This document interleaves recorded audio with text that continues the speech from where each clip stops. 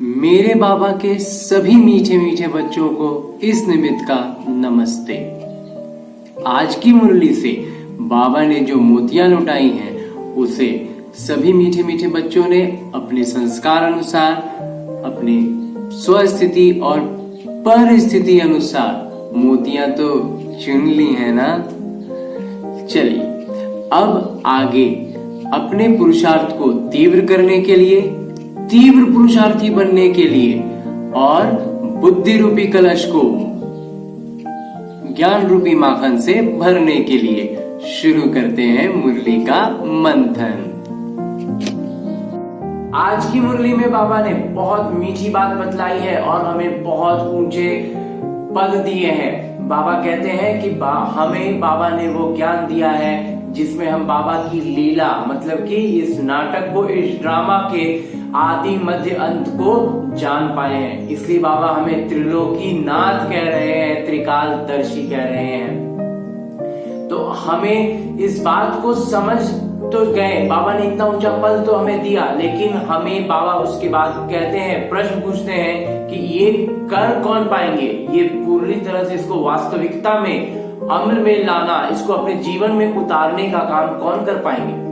उन्हीं का नाम बाबा के रजिस्टर में अंकित होगा। जो बाबा का जो मतलब कहें कि बाबा के जैसे कोई सी भी होता है ना, कोई कार्यक्रम हो रहा है तो वहां पर अपना नाम रजिस्टर करवाना पड़ता है, अपना नाम अंकित करवाना होता है। तो बाबा के रजिस्टर में, बाबा के इस जो स्वर्ग का जो सूची बनेगी ना, उस सूची में अपना नाम दर्ज कराने के लिए कौन कर पाएंगे। तो ये बाबा कह रहे हैं कि ये तीन बातें बाबा बतलाए हैं। एक सबसे पहला है कि बाबा पर जो पूरा पूरा बलि चढ़ेंगे, मतलब संपूर्ण निश्चय, फिर कहीं कोई संदेह ना रहे।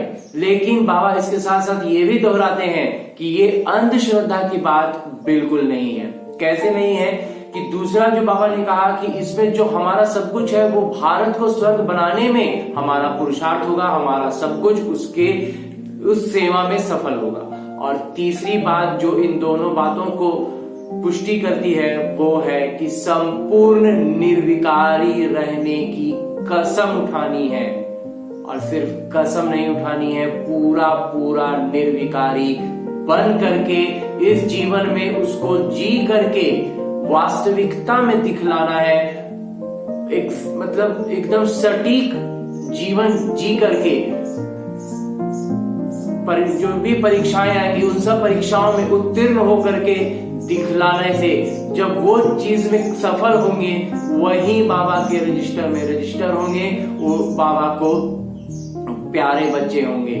ये और इसमें जब ये जो पूरी बात है इसको समझने में बहुत से बच्चे मूंझते हैं। कई बच्चे बाबा से सवाल कर देते हैं कि बाबा मतलब ब्रह्मा बाबा के तन में परमात्मा पिता आते हैं, इसका ये हम कैसे माने। तो इसके लिए बस यही एक सबसे सहज और सरल बात है कि ये इस निमित्त का भी निज अनुभव है कि जब तक मन में, विचारों में, बुद्धि में विकार रहेगा, ये बात समझ में ही नहीं आएगी, अटपटी लगेगी, अजूबा लगेगी, ये सब बेकार की बात हो रही है ऐसा लगेगा। लेकिन जब तक इस ज्ञान को समझेंगे, इसको अपनाएंगे, जानने में आगे बढ़ेंगे, पुरुषार्थ करेंगे, और इस सब के लिए जो सबसे प्रथम और आधारभूत बात है वो है निर्विकारी रहना। मन से विकारों को हटाएंगे। ठीक है, इन बातों को अगर थोड़ी देर के लिए जो ज्ञान में नए हैं, जो जिनका ज्ञान पक्का नहीं हो पा रहा है, उनके लिए ये बात तो बिल्कुल सही है, सटीक बैठती है कि आप हमारे मन का विकार नहीं हटा है, इसलिए हमारा निश्चय संपूर्ण निश्चय नहीं हो रहा है। विकार हटाना अब है कि कहेंगे कि हम मानेंगे तब तो विकार हटाएंगे, लेकिन विकार मतलब विश्वास तब ना जमेगा। लेकिन विश्वास जमने के लिए इस बात को अगर हम थोड़ी देर छोड़ भी दें कि ब्रह्मा के तन में परमात्मा आते हैं, लेकिन इतना तो बुद्धि खुले, इतना तो समझदारी अपनी बढ़ाएंगे इस ज्ञान से, वो भी इसी ज्ञान से बढ़ेगा, इसी मुरली से बढ़ेगा कि ये जो हमारी बुद्धि जो है वो रावण के मत पर कैसे उलझी हुई है। तो हमें करना क्या है, सिर्फ अपने विकारों को त्यागना है। तो विकारों को तो पहचानते हैं ना कि ये क्रोध है, ये काम है, ऐसे और भी लोभ मोह है। तो ये जो विकार है ये तो बुरे हैं, इतना तो अभी तक इतनी समझ है कि ये बुरे हैं, भले उनसे निकल नहीं पा रहे हैं, उनको छोड़ नहीं पा रहे हैं, वजह जो भी हो, लेकिन इतना तो पक्का है कि ये विकार है, ये खराब है, तो इनको तो त्यागें। इनको जब त्यागेंगे, इनके कीचड़ में जो हम उलझे हुए हमारे मतलब ऐसे फंसे हुए हैं कि हम इसके बाहर देख ही नहीं पा रहे हैं, ऊपर उठ ही नहीं पा रहे हैं, तो जब तक इन विकारों से ऊपर नहीं होंगे, इन विकारों को त्यागेंगे नहीं, और विकारों को त्यागने के लिए जो सबसे सरल विधि है वो है मुरली का निरंतर सुनते रहना और उसका निरंतर मंथन करते रहना। अब इसमें एक छोटा सा बात जो है वो समझने की है कि ये एक ऐसी पढ़ाई का ऐसा मतलब ऊंचा चैप्टर का मतलब जो लौकिक पढ़ाई होती है उसको हम अगर समझें तो मैट्रिक का या आईएससी के मैथ जो होते हैं वो साधारण अगर लोगों के बीच लाया जाए तो कुछ भी समझ में नहीं आना कि आईएससी के जो मैथ्स होते हैं इतनी 8 किताबें होती हैं आईएससी में मैथ्स की। तो अगर उन मैथ्स की किताबों को एक साधारण 1-2 कक्षा पढ़े हुए बच्चों को दिया जाए तो उनको कुछ समझ में ही नहीं आएगा, लगेगा तो क्या क्या किया हुआ है, कुछ भी समझ में नहीं आएगा।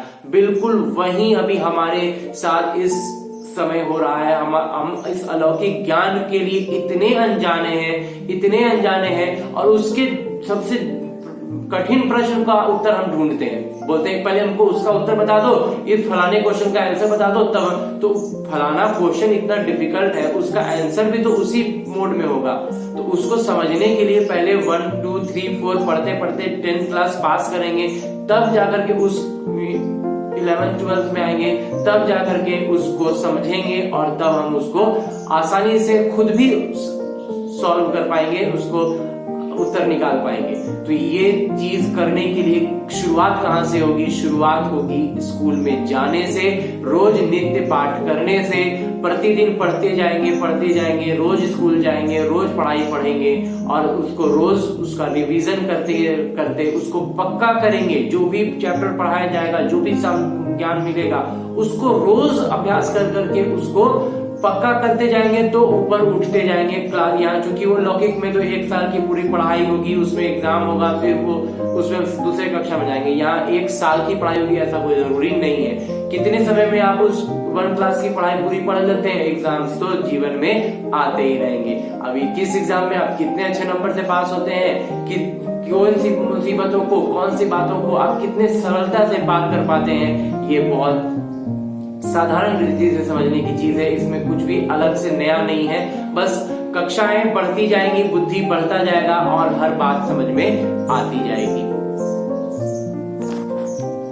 अब इस स्कूल जाने की बात को थोड़ा सा एक अलग उदाहरण से समझते हैं कि जैसे कोई शारीरिक दुर्बलता हो, मतलब कोई बहुत ज्यादा अधिक शक्तिशाली नहीं हो, थोड़ा साधारण कमजोर टाइप का कोई बंदा हो और उसको कुछ लोग परेशान कर रहे हैं, तो मतलब उसको मार पीट दे रहे हैं, कुछ कर दे रहे हैं, तो और वो कुछ नहीं कर पा रहा है। तो ऐसे में उसने कभी से उसे पता चला कि ब्रूस ली एक ऐसा मतलब शख्सियत है, एक ऐसे महान इंसान है जिन्होंने बिना किसी हथियार के ही वो इतने सटीक सुदृढ़ है कि वो खड़े खड़े किसी को मारते हैं और वो 9 फुट दूर जाके गिरता है। तो इतना सटीकता होती है, इतनी क्षमता होती है। अच्छा, ऐसा होता है, उसे सुन के बड़ा अच्छा लगा। अब वो क्या हुआ, उसे जोश आया कि मैं भी ऐसा कर पाऊं और मुझे जो लोग परेशान करते हैं, मुझे लोग मारते होते हैं, तो हम भी अब उसको जवाब में मार पाएंगे। ऐसा खुश होकर के, ऐसा जोश में आकर के वो स्कूल में जाता है जहाँ कराटे सिखाया जाता है, कुंग फू सिखाया जाता है। उस स्कूल में वो पहुंचता है और वो एडमिशन ले लेता है। अब क्या, वो आज उसने एडमिशन लिया और कल वो ब्रूस ली बन जाएगा। वो एक ऐसा बंदा बन जाएगा कि मतलब कुछ भी, मतलब फटाफट हाथ पैर चलाने लगे, सब कुछ चलने लगे और सब लोग उसे एकदम उसके हाथ पैर मारने से लोग फेंका जाए। तो ऐसा तो नहीं होगा ना। बिल्कुल वही है ये वास्तविक जीवन में ज्ञान का, कक्षाओं में आना, ज्ञान को धारण करने में। हमारे जीवन में बहुत सारे दुख हैं, बहुत सारी तकलीफें हैं, बहुत कुछ हम परेशान हैं। ऐसे में हमें कोई बताते हैं कि नहीं, ये ज्ञान में जाने से बहुत अच्छा लगेगा, अच्छा अनुभव होगा। हम आते हैं, जोश में आते हैं, उनकी बातों से सुनकर बहुत प्रभावित होते हैं, हम आते हैं। फिर 1 दिन 2 दिन 4 दिन हम आते हैं, हमें बहुत सारी बातें समझ में नहीं आने लगती हैं, हमें अजीब सा लगता है और हम देखते हैं हमसे तो नहीं हो पाएगा, हम नहीं, टाइम नहीं मिल रहा है। क्यों? क्योंकि हमने किसी महान इंसान को, किसी अच्छे पुरुषार्थी को देखा और हमें उसके साथ उम्मीद लगी, हमें अच्छा लगा कि नहीं हमें भी ऐसा करना चाहिए, हम भी ऐसा कर सकते हैं। लेकिन उसके लिए करना क्या होगा? निरंतरता, रेगुलर होना होगा। कोई भी पढ़ाई हो तो ये जो आध्यात्मिक ज्ञान है, इस ज्ञान में भी हम निरंतर पढ़ते चलेंगे, रोज मुरली सुनेंगे, रोज पढ़ेंगे, रोज उसका मंथन करेंगे, तब हम धीरे धीरे धीरे धीरे इतने होंगे।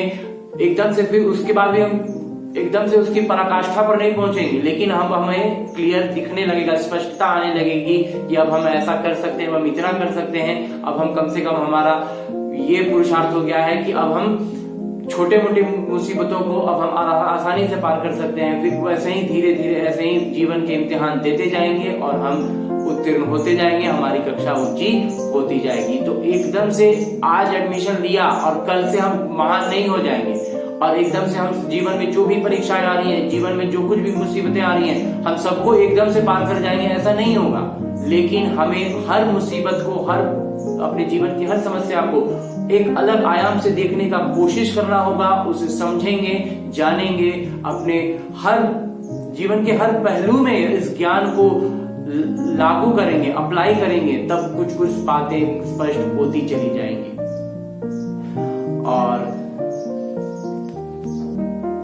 और इसके बाद जो बाबा कहते हैं, एक बार स्कूल में एडमिशन ले लिए, एक बार पढ़ाई पढ़ने लग गए, तो सारा कुछ आपकी पढ़ाई पर, आपकी मेहनत पर डिपेंड करता है। बार बार बाबा कहते हैं सारा कुछ निर्भर करता है, सारा मदार पुरुषार्थ पर है। जितना ज्यादा पढ़ाई करेंगे, जितने मेहनत से पढ़ाई करेंगे, जितने सच्चे दिल से पढ़ाई करेंगे, अपने आप उन्नति खुद में महसूस करने लगेंगे। किसी को वहां से फिर देना नहीं है, किसी से कुछ लेना नहीं है, अपने आप महसूस होने लगेगा। तो बाबा कहते हैं कि कुछ बच्चे जब नए नए आते थे शुरुआत में, तो बहुत बच्चों को ये साक्षात्कार होता था कि वो राजकुमार हैं, राजकुमारी बने हुए हैं। तो फिर बाद में पूछते थे, बाबा हम स्वर्ग वाले मतलब सूर्यवंशी राजकुमार थे या फिर चंद्रवंशी थे?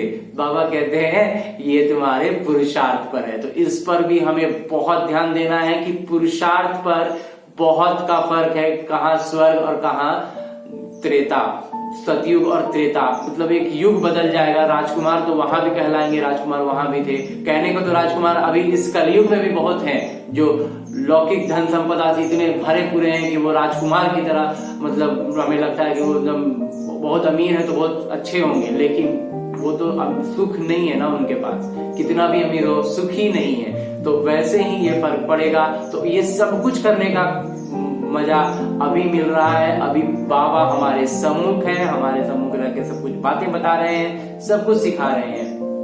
अंत में बाबा वरदान देते हुए एक बात जो बहुत मीठी कह रहे हैं कि परमात्मा प्यार की छात्र छाया में आ गए तो फिर दुख की लहर नहीं लगने वाली। एक बार इस मतलब ज्ञान को समझने लग गए, थोड़ा सा पुरुषार्थ में करने लग गए, तो परमात्मा के प्यारे बच्चे बन जाएंगे। और फिर परमात्मा के प्यारे बच्चों को बाहर की रावण फिर जल्दी दुख की लहर नहीं आ पाती है। फिर अपने से बाहर झांकेंगे तभी फिर रावण खींच पाएगा। अच्छा,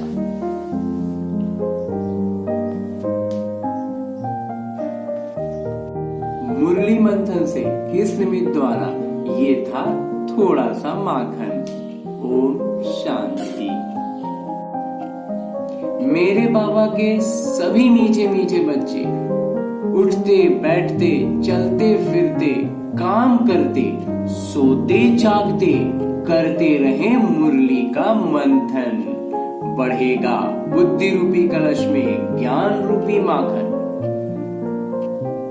छटेंगे विकार होगा विकास, बढ़ेगा पुरुषार्थ, होंगे कई निज अनुभव, सहज होगी बाबा की याद, रहेगा अगली मुरली का इंतजार। तब तक सदा है सर्वदा है मेरे बाबा का प्यार। ओम शांति।